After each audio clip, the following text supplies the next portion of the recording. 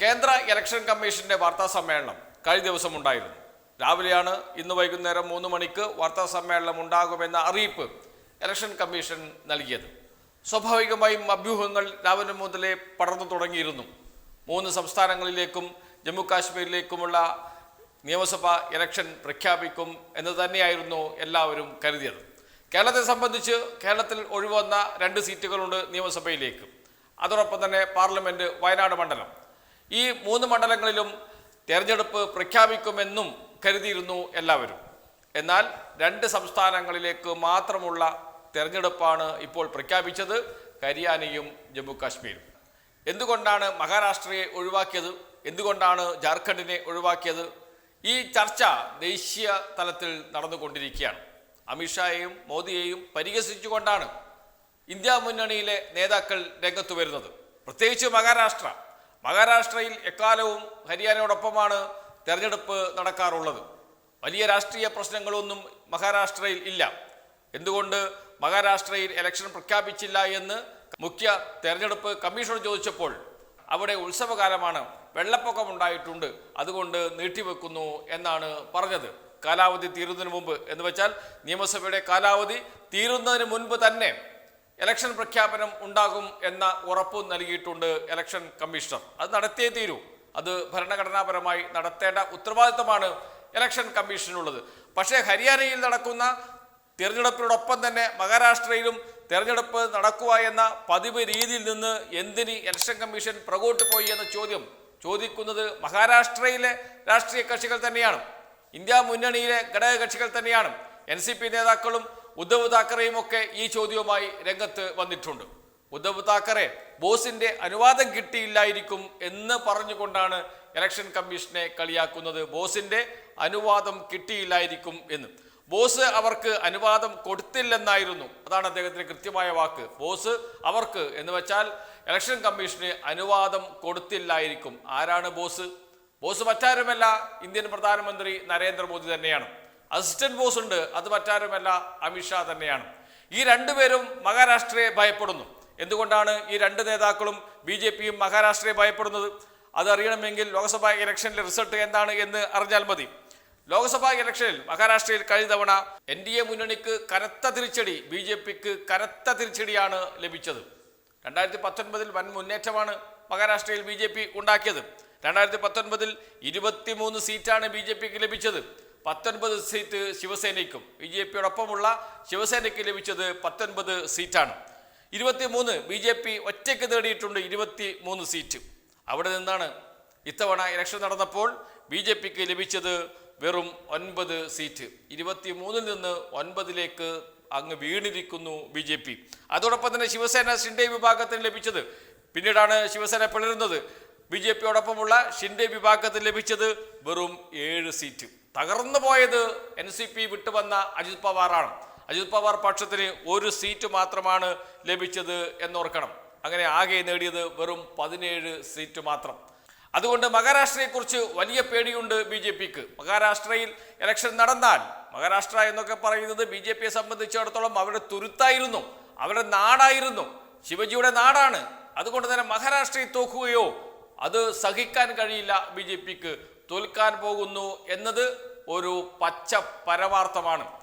BJPയെയും ശിവസേന ഷിൻഡെ വിഭാഗത്തെയും ആളുകൾ വെറുക്കുന്നു. NCPക്ക് അനുകൂലമായി തരംഗമുണ്ടാകുന്നു. ആ തരംഗമാണ് ലോക്സഭാ തെരഞ്ഞെടുപ്പിൽ മഹാരാഷ്ട്രയിൽ കണ്ടത് എന്ന് എല്ലാവർക്കും അറിയാം. ആ തരംഗം ഒന്ന് തണുപ്പിക്കാൻ കഴിയുമോ, നീട്ടി കൊണ്ടുപോയിട്ട് എന്നാണ് ഇപ്പോൾ കേന്ദ്ര BJP നേതൃത്വം ആലോചിക്കുന്നത്. അതുകൊണ്ട് തന്നെയാണ് ഇലക്ഷൻ കമ്മീഷന് ബോസ് അനുവാദം നൽകാതിരുന്നത് എന്നാണ് ഉദ്ധവ് താക്കറെ പറയുന്നത്. ഏതായാലും ഇന്ത്യ മുന്നണിക്ക് കഴിഞ്ഞ ലോക്സഭാ തെരഞ്ഞെടുപ്പിൽ ലഭിച്ച സീറ്റ് എത്രയാണ്? അതും കൂടി പറഞ്ഞു പോകാം, മറന്നുപോയവർക്ക് വേണ്ടിയിട്ടാണ്. കോൺഗ്രസ് ലഭിച്ചത് 13 സീറ്റ്, ശിവസേന ഉദ്ധവ് വിഭാഗത്തിന് ലഭിച്ചത് 9 സീറ്റ്, NCP ശരത് പവാറിന് ലഭിച്ചത് 8 സീറ്റ്. NCPയെ പുലർത്തിയ BJPക്കെതിരെ വലിയ വികാരമാണ് അലയടിച്ചത് മഹാരാഷ്ട്രയിൽ എന്നാണ് ആ സമയത്ത് തന്നെ, തിരഞ്ഞെടുപ്പ് നടക്കുന്ന സമയത്ത് തന്നെ വാർത്തകൾ വന്നുകൊണ്ടിരുന്നത്. അതുതന്നെയാണ് ഇലക്ഷൻ റിസൾട്ടിലും പ്രതിഫലിച്ചത്. അതുകൊണ്ട് തന്നെയാണ് BJP ആകെ തകർന്ന് തരിപ്പണമാവുകയും ഇന്ത്യ മുന്നണിക്ക് വൻ മുന്നേറ്റമുണ്ടാക്കാൻ കഴിയുകയും ചെയ്തത്. ഹരിയാനയോടൊപ്പം ഇലക്ഷൻ നടത്തിയാൽ ഇപ്പോൾ നടക്കുന്ന ഈ തരംഗം അതുപോലെ തുടർന്നാൽ ബി ജെ പിക്ക് നിലം തൊടാൻ കഴിയില്ല എന്നറിയാം. അതുകൊണ്ട് തന്നെയാണ് ഒളിച്ചോടിയത് നരേന്ദ്രമോദിയും അമിത്ഷായും. സത്യത്തിൽ ഒളിച്ചോട്ടം തന്നെയാണ്.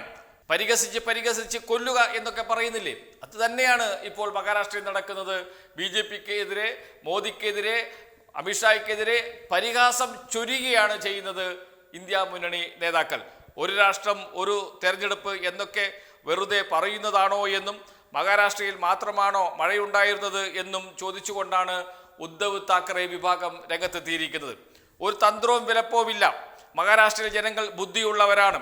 എപ്പോൾ തെരഞ്ഞെടുപ്പ് പ്രഖ്യാപിച്ചാലും ബി ജെ പിയുടെ കീഴിലുള്ള മഹായുതി സഖ്യത്തെ ജനങ്ങൾ തോൽപ്പിക്കും എന്നായിരുന്നു NCP വക്താവ് ക്ലൈഡ് ക്രിസ്റ്റോയുടെ മറുപടി. ആദിത്യ താക്കറെയാണ് ഉദ്ധവ് വിഭാഗത്തിന് വേണ്ടി രംഗത്തിറങ്ങിയത്, ശിവസേന ഉദ്ധവ് വിഭാഗത്തിന് വേണ്ടി രംഗത്തിറങ്ങിയത്. അദ്ദേഹം പറഞ്ഞത് ബോസ് അനുവാദം നൽകിയിട്ടില്ല എന്നാണ്. അദ്ദേഹത്തിന്റെ വാക്കുകളാണ്, ബോസ് അനുവാദം നൽകിയിട്ടില്ലായിരിക്കും, അതുകൊണ്ടാണ് ഇലക്ഷൻ മാറ്റിവെച്ചത് എന്ന്. ഈ ബോസ് ആരാണ്? ഇന്ത്യൻ പ്രധാനമന്ത്രി നരേന്ദ്രമോദിയാണ് എന്ന് ആദിത്യ താക്കറെ തന്നെ പറയുകയും ഈ വാചകം ഇപ്പോൾ മഹാരാഷ്ട്രയിൽ വലിയ തരംഗമായി മാറുകയും ചെയ്തിട്ടുണ്ട്. ഇപ്പോൾ നരേന്ദ്രമോദിയെ മഹാരാഷ്ട്രയിലെ ജനങ്ങൾ മോദി എന്ന് വിളിക്കുന്നില്ല, നരേന്ദ്രമോദി എന്ന് വിളിക്കുന്നില്ല എന്നാണ് അറിയുന്നത്. ബോസ് ബോസ് എന്നാണ് വിളിക്കുന്നത് എന്നും കേൾക്കുന്നു. അതൊക്കെ ദേശീയ മാധ്യമങ്ങൾ റിപ്പോർട്ട് ചെയ്തുകൊണ്ടിരിക്കുകയുമാണ്. ഏതായാലും ഒരു കാര്യം ഉറപ്പാണ്, പേടി BJPയെ പിടികൂടിയിട്ടുണ്ട്. മഹാരാഷ്ട്രയിൽ എല്ലാ തിരക്കും കഴിഞ്ഞ് അവസാനം മഹാരാഷ്ട്രയ്ക്ക് വേണ്ടി ചില പാക്കേജുകളൊക്കെ പ്രഖ്യാപിച്ച് ആളുകളെ കയ്യിലെടുത്ത് കുറച്ചും കൂടി വർഗീയ വിദ്വേഷം പടർത്തുന്ന രീതിയിൽ കാര്യങ്ങൾ പറഞ്ഞ് മഹാരാഷ്ട്രയിലെ ജനങ്ങളെ കൂടെ നിർത്താം എന്നൊക്കെയായിരിക്കും BJP കണക്ക് കൂടുന്നത്. ഹരിയാനയിലും ജമ്മു കാശ്മീരിലും ഇലക്ഷൻ നടക്കുമ്പോൾ പ്രചാരണം അവിടെ കേന്ദ്രീകരിക്കാൻ കഴിയില്ല, മഹാരാഷ്ട്രയിൽ കേന്ദ്രീകരിക്കാൻ കഴിയില്ല. അതുകൊണ്ട് മഹാരാഷ്ട്രയിൽ മാത്രം തെരഞ്ഞെടുപ്പ് നടക്കുന്ന ഒരു സാഹചര്യം ഉണ്ടാകണം എന്നാണ് ആഗ്രഹിക്കുന്നത് BJP. അതിനു വേണ്ടിയിട്ടാണ് ഹരിയാനയ്ക്കൊപ്പം ഇലക്ഷൻ നടത്താതെ ഇപ്പോൾ മാറ്റിവെച്ചിരിക്കുന്നത്. മഹാരാഷ്ട്രയിലെ ജനങ്ങൾ കരുതുന്നത് എപ്പോൾ തെരഞ്ഞെടുപ്പ് നടത്തിയാലും ജനങ്ങൾ മഹായുതി സഖ്യത്തിന് കനത്ത തിരിച്ചടി നൽകും എന്ന് തന്നെയാണ് അവിടുത്തെ രാഷ്ട്രീയ നേതാക്കൾ പറയുന്നത്, NCP നേതാക്കൾ പറയുന്നത്, ജനങ്ങൾ പറയുന്നത്.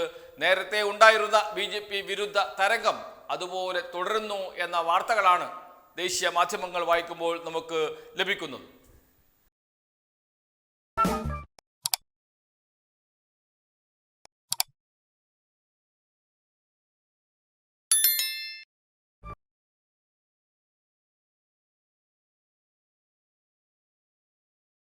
Yep.